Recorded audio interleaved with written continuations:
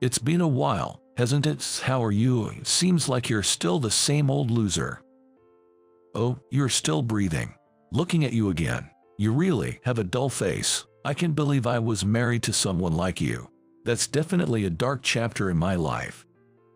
Amanda, who abandoned my brother Michael and me, hasn't changed at all even though it's been 5 years since we last met. Actually, however, a single sentence uttered by our father quickly drained the color from both their faces.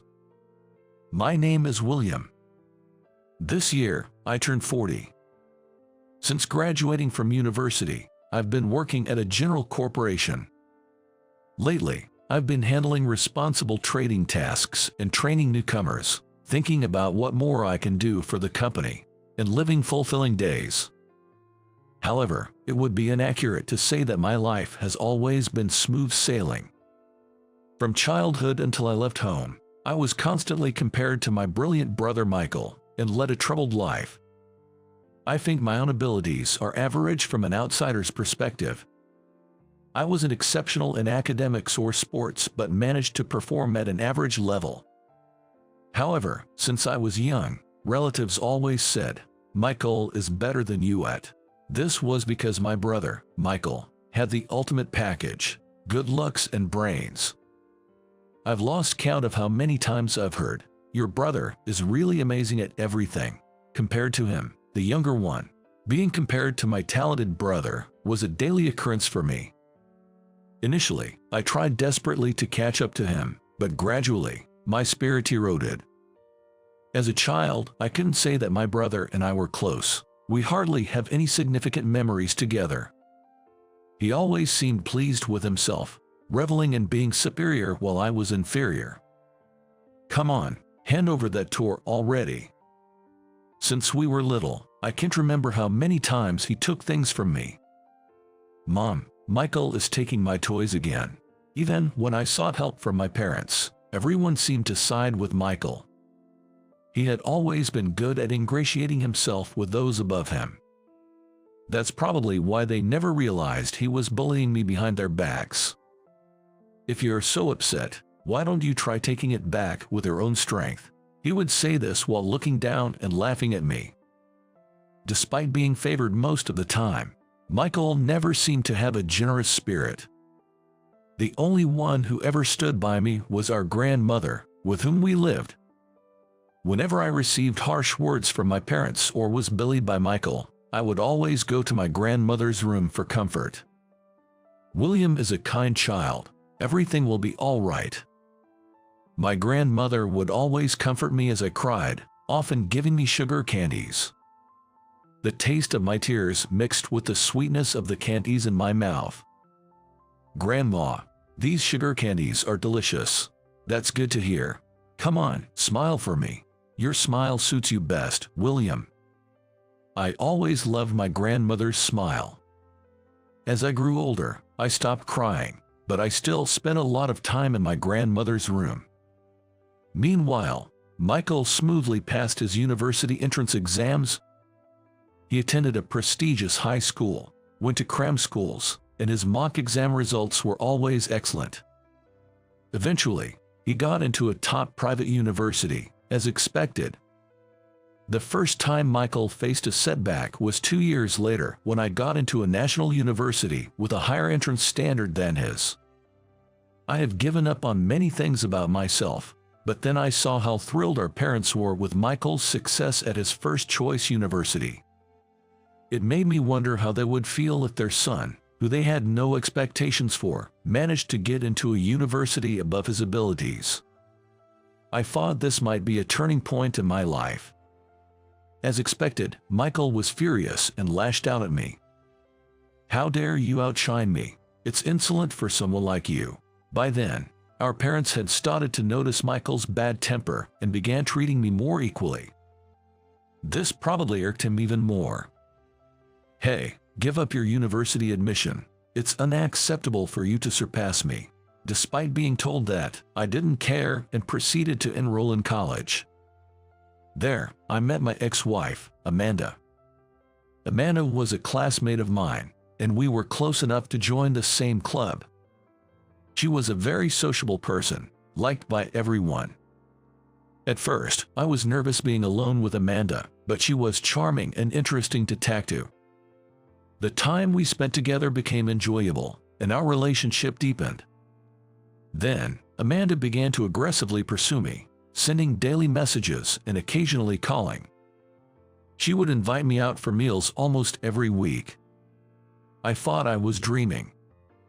One day, on the way home, Amanda confessed her feelings to me. By that time, I think I had completely fallen for her. I vowed to cherish Amanda, who had always been by my side. When our relationship reached the 3-month mark, I invited her to my family home. It was her first visit, but she seemed to get along well with my brother and parents. My parents, in particular, took a liking to her since she was good at winning people over. After dropping Amanda off at her house and returning home, I could clearly see that Michael was in a bad mood. It turned out he was upset that I had a girlfriend while he didn't. Well, a mediocre guy like you would end up with someone like her, right? Though his words ridiculed Amanda and boiled my blood, I knew arguing would only add fuel to the fire. I held back and just listened. Gradually, he started bragging about himself, mentioning that he was being pursued by the daughter of Mr. Smith, the president of the company he worked for. I thought he should just date her instead of complaining to me, but it seemed they weren't quite there yet. Taking advantage of my listening, he began to say things like, "It's ridiculous that a guy like you has a girlfriend and I don't." Michael's selfish words made me say, "That's just the way it is," but I could barely bear it. Since then, Michael often made snide remarks to me, which became quite tiresome. When I mentioned this to Amanda at our club, she became worried and inquired in detail about my brother's behavior.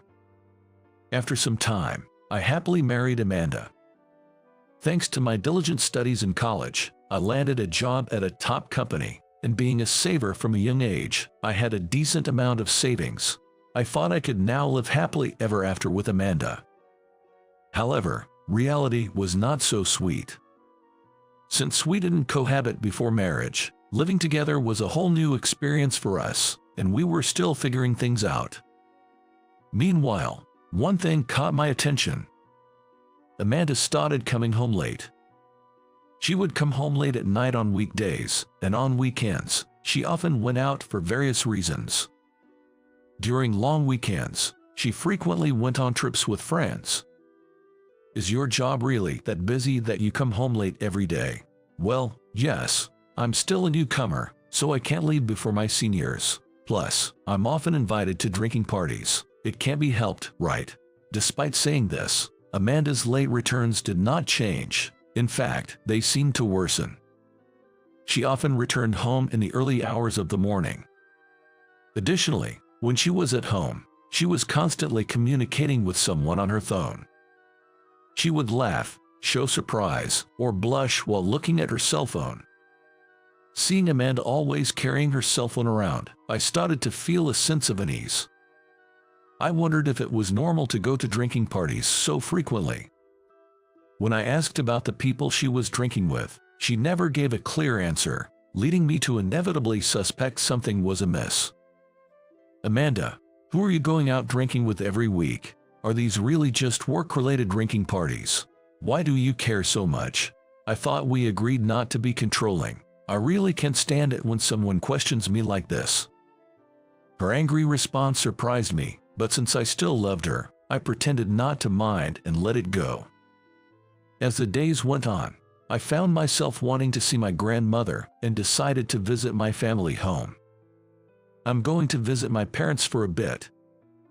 I mentioned this to Amanda, who was doing her makeup in the living room. She quickly turned around, surprised. "What? Why? I want to come too." I felt a bit uneasy about Amanda's reaction. We rarely spent holidays together. I've asked her out on dates several times, but she's always turned me down. Moreover, is it normal to be so eager to visit someone's family home like this? Feeling suspicious, I asked Amanda. "We're going to visit Grandma, right? I don't mind you coming along, but didn't you have something to do today?" Oh, I want to meet your grandma too. My plans weren't that important, so it's fine. I'll get ready. Just wait a bit. Despite my suspicions about Amanda's unusually cheerful demeanor, I was looking forward to catching up with my grandmother, whom I hadn't seen in a while. Upon arriving at the family home, instead of heading to my grandmother's room with me, Amanda sat down in the living room and started using her phone. "Aren't you coming to Grandma's room with me?" Not now. You go talk to Grandma," she replied. After being told so, I headed to my grandmother's room. After chatting for a while, I became curious about Amanda's behavior and decided to return to the living room. There, I was shocked to see my brother and Amanda embracing each other. To my utter disbelief, there was my brother embracing Amanda. My mind went completely blank, and I was so stunned that I couldn't even cry. "Michael, Amanda, what's going on here?" I demanded furiously. Initially, they both had a look of regret on their faces, but this soon changed to an expression of annoyance, and they became defiant. "It's okay, isn't it? We were planning to tell you eventually. Let's just say it today." Amanda said this as she wrapped her arm around Michael's. "Tell me, what do you mean? I'm dating Michael, so I can't be with you anymore," she confessed. "That's right. Of course, she'd choose me over you," Michael said with a smirk. Seeing his smug face, I felt a surge of anger building up inside me. Amanda must have been after my brother from the beginning, even today. Everything clicked. They had been mocking me all along. "You said you were going on a trip with friends. Was that with Michael?" "Yes. At that time, we really were just friends. But thanks to meeting you, I met Michael. I am grateful for that." Watching Amanda gaze at Michael with adoration, I felt nothing but disgust. While I was working hard, Amanda must have been spending time with Michael. "So, you admit to cheating. That means we'll have to get a divorce. If you liked my brother all along, why did you marry me?" "Shut up. I never liked you to begin with. Why should I have to explain myself?" she retorted harshly. Her shocking words left me speechless, and Amanda continued her tirade. "I was still unsure back then. You work for a top company, right? But when I heard Michael was starting his own company, I decided to follow him. Being a CEO's wife sounds wonderful, doesn't it?" Amanda explained. As I listened to the story of how she and Michael became close, I reflected on our past encounters. Indeed, Amanda always seemed happier when she was with Michael.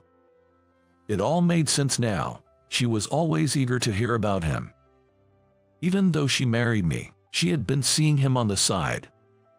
I couldn't even tell if the person in front of me was the same Amanda I had fallen in love with. I had always been compared to my brother and overlooked. Even our toys and games were monopolized by him. To think, the first woman who I thought recognized me was comparing me with my brother all along. Well, say something. Are you upset? It's ridiculous for you to be happier than me. That's why I decided to make Amanda mine the moment I first met her, Michael boasted. So, their relationship had been going on even when I was engaged to her. Michael is better looking, and he buys me whatever I want. Plus, he's starting a company, so obviously, he's the better choice, Amanda justified. Michael is better, a phrase I've heard countless times before. But never has it hurt this much. I bit my lip hard, holding back my emotions. Is love really about buying someone whatever they want? The two of you were laughing at me all along, weren't you? There's no need to yell. It was obvious from the start, so it can't be helped, Amanda replied dismissively. Enough. I'm going to tell our parents and your parents about this. Call them here now. Let's get Grandma involved too. We should discuss this together, I insisted. At this, the two of them started to panic. Do we really need to involve the parents? Can't we just talk this out, the three of us? Why should I have to discuss this in a one-on-two situation with Amanda and Michael? Besides, if we're talking about divorce, it's inevitable to involve the parents. If we're going to divorce, it's better to discuss it together, or should I call them? Fine, I'll call them, Amanda said reluctantly. Amanda grudgingly contacted the parents, and soon a discussion ensued involving her parents, mine, and my grandmother, who was in her room. During the discussion, Amanda's unabashed attitude made it seem as if she was thrilled to be with the person she loved, beyond the affair and the fact that it was my brother. Did she go on trips and come back bragging to me? This must be what they mean by being in La La Land. First, I explained the situation. My parents were speechless, unable to believe that their beloved son, Michael, could do such a thing. Especially my mom, who had always doted on him since we were kids, seemed deeply shocked. Surprisingly, at this point, Amanda somewhat assisted me. The person I loved was your brother, so what William said is mostly true. My destiny was with Michael, she admitted. Michael nodded in agreement. They must have decided on this defiant approach together. It was actually convenient for me, as it saved me the effort of convincing our parents. What shocked me more were the words of Amanda's mother. Let's not worry, everyone. They are still young and should be free to love who they want. We don't mind whether it's the older brother or the younger one, as long as Amanda is happy, she said. Amanda's father nodded in agreement. Taking advantage of his parents' absurd stance, Michael began to speak arrogantly. Amanda and I were destined to be together, and obviously, I am far superior to my brother. She realized that, and that's why this isn't Amanda's fault but rather my brother's inadequacy, he declared. His nonsense didn't stop there. When Amanda reciprocated my feelings, I was overjoyed. William doesn't understand the happiness of having her by his side. It's clear that I can cherish her more than he ever could, he continued. Amanda's parents were moved by his words, mistaking this affair for some kind of touching story. To my amazement, Michael continued to spin this narrative of a love story, while I stood there in shock. My parents were silent, not knowing how to react. It must have been a shock for them too. That's when my grandmother's angry voice filled the room. Do you two have any idea what you've done? The room fell into a hushed silence. Normally gentle and kind, my grandmother's anger was far more fearsome than my father's. No one dared to speak. Listen, are you two really going to support these heartless people? If so, I'll leave this house with William, she declared. Spurred by these words, my parents seemed to snap back to reality, and my dad spoke with a firm tone. Having a relationship with your own brother's wife is inexcusable. I will never accept it. If you divorce William and then marry this woman, our relationship as father and son is over. What are you talking about, Dad? Stop joking, Michael retorted. I'm not joking. You brought this upon yourself, my dad replied sternly. Michael was at a loss for words under our dad's harsh stance. My mom, looking straight at Michael, did not defend him. To think I'm pitied for being disowned by my own dad, Michael lamented.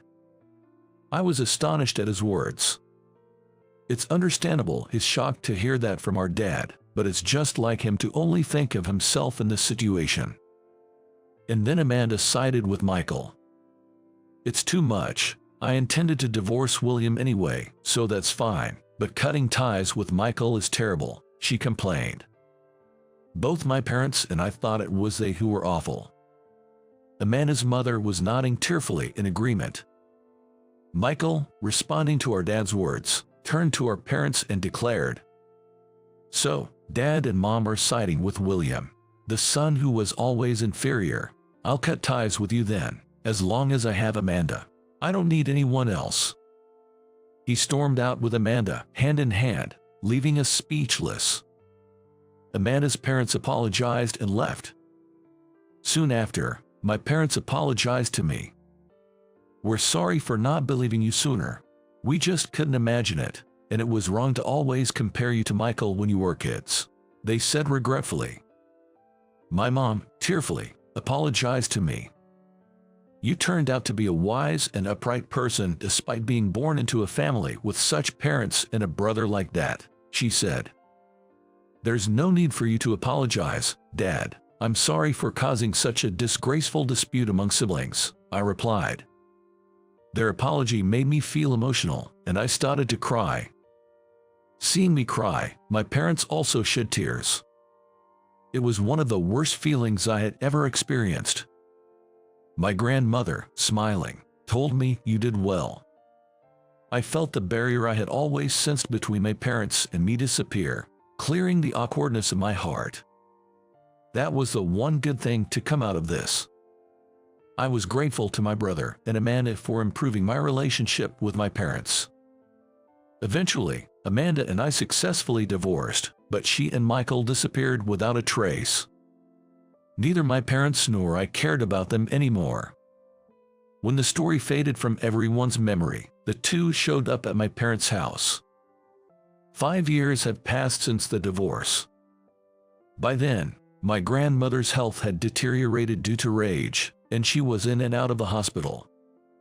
When I opened the door to the sound of the doorbell, there stood Michael and Amanda, hand in hand.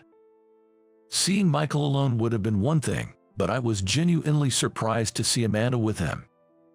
"It's been a while, hasn't it? Still a loser, I see," Michael mocked. "Oh, you're still breathing. Looking at you again. I can't believe I married such a dull person. What a dark history," Amanda sneered, and they both laughed at me. Saying that, they looked at me and laughed together. I thought about retorting, but it seemed silly to take them seriously, so I ignored them. Then they just took off their shoes and came into the house. Soon after, my dad came out and raised his voice at the two of them, who were making themselves at home in the living room. "Now, what brings you here after all this time? You're no longer my son, so just leave." Although Dad said that, Michael insisted he just wanted to make a report. "Dad, I married Amanda. I came today to tell you that. I wanted to let you know that, taking your place, Amanda and I will be happy together."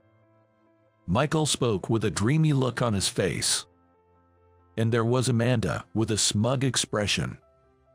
These two hadn't changed at all in 5 years. Dad must have been thinking the same thing, as he let out a big sigh. "I see. I've told you many times, you're no longer my son. I have no intention of celebrating your marriage." "Well, that's fine. I just wanted to report. Also, Dad, how's Grandma? How's her health been lately?" I thought he came to ask about our grandmother, who had been hospitalized due to illness. Dad, somewhat softened by this question, replied more kindly. "Grandma's the same as always. Her illness isn't getting better, but it's not worsening either. Don't worry." Not that. I mean, what about her inheritance? Grandma has a considerable amount, and I heard some of it was supposed to come to me. Could I possibly get my share now, as a gift during her lifetime? I was stunned. It turned out that the real reason for his visit wasn't the marriage announcement. That was just a side note. His main goal was Grandma's inheritance. However, I was puzzled because Michael, who started his own company at a young age, shouldn't be struggling financially. I asked him directly. "You need money that badly?" "Well, that's..." Michael started to stammer. Watching this, Dad delivered the final blow. "Actually, there's no inheritance left for you guys. Grandma's inheritance has already been given away as a lifetime gift to the hard-working couple, William." "What? Did you just say couple?" "Wait, Sarah." As my wife Sarah, whom she had called, appeared, Michael collapsed to his knees. "That's because she was the daughter of the president of the company where Michael used to work. She was also the woman he had been hopelessly in love with." "What do you mean? Are you really married?" "Oh, long time no see. Since when did I become the one who was dumped by you? The woman who smiles so brightly is now my wife." Even in front of Michael and Amanda, Sarah stands confidently and impressively.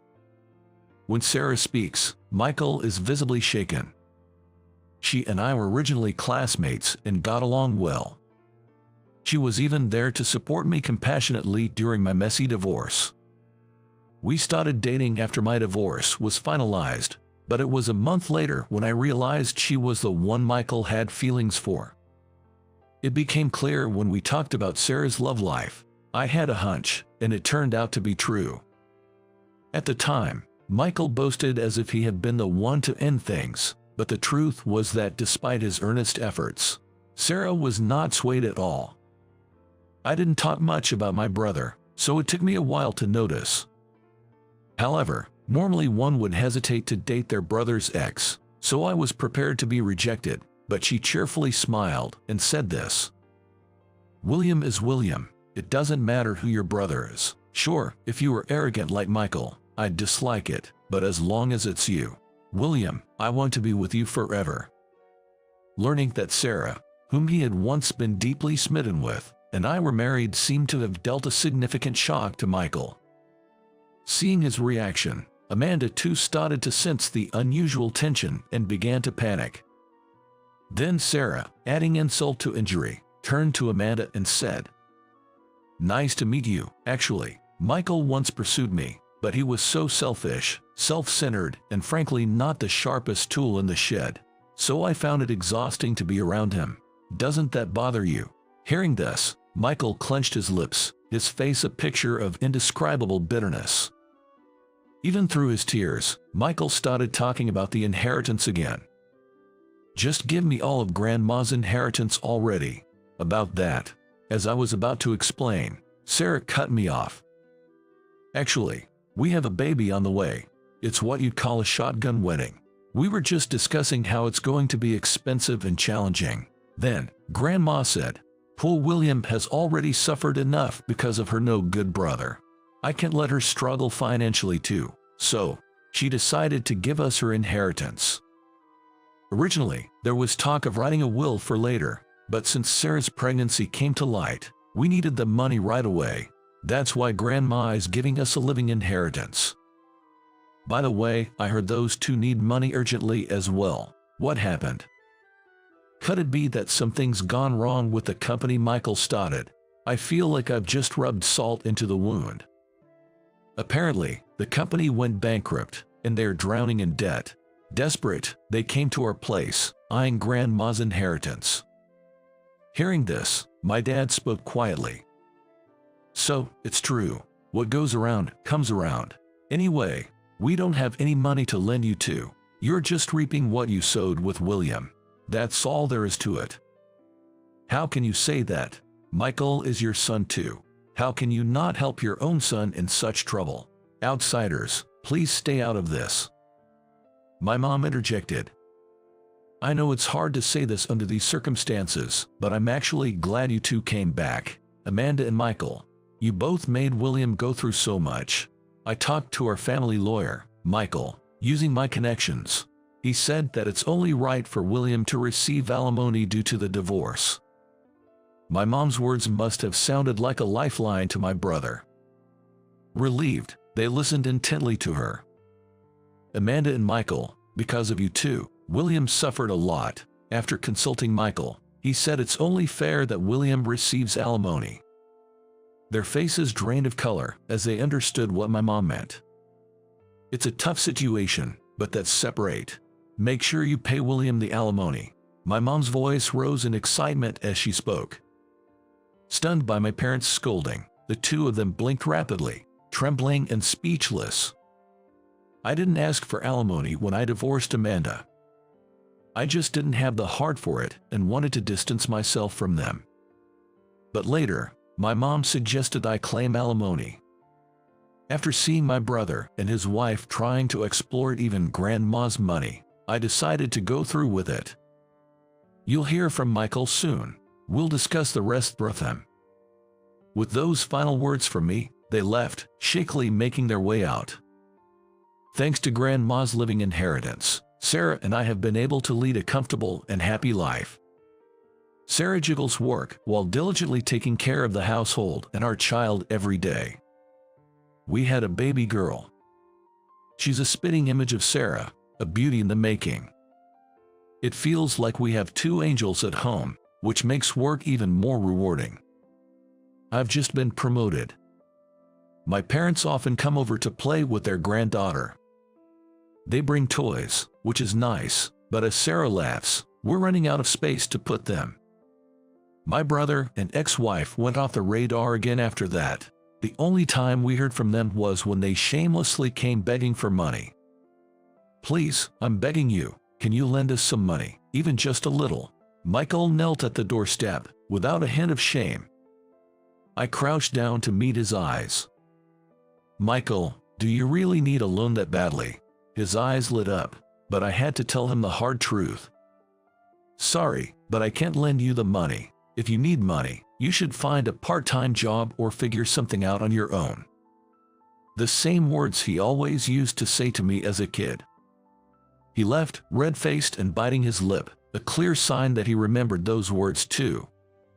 Since then, they haven't come to our place or even visited our parents' home. They might be relying on Amanda's family now, but either way, they're probably living a tough life. As for me, I'm enjoying a happy life with Sarah and our daughter. Grandma, we're here to visit. Oh my, how adorable. Grandma, who had been feeling low, perked up with the birth of her great-granddaughter. She's a good girl, just like William. Grandma spoke to our daughter with a smile. Sarah and I watched this heartwarming scene, cherishing the happiness of being surrounded by our loved ones.